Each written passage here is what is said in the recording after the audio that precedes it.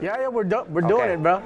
Go back to my younger age when I was a kid, right? My pops, I grew up, my dad was in prison his whole life, you know? So my weekend visits, literally I've been to almost every prison in California, out of state, everywhere you can think of on the weekend visits, you know? That was my weekend, the backyard. I had the yard, you know? Right. A bunch of prisoners out there, you know what I mean? And back then when you're young, you know, even though my dad didn't want me to kind of go that way, he tried to guide me as much as he can, but that was the way I seen him.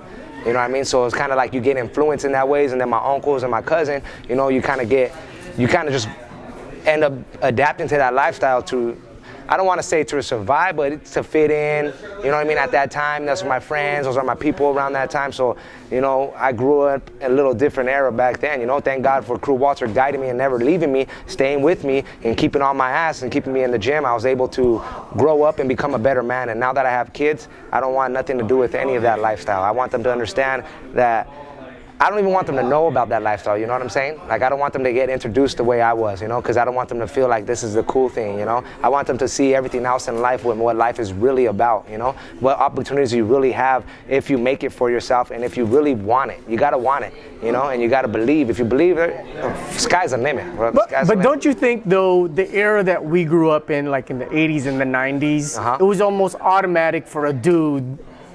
Definitely. Yo, man, I gotta rep fisticuffs, dude. Yeah. I mean, That's right. To prove myself to myself, Yeah.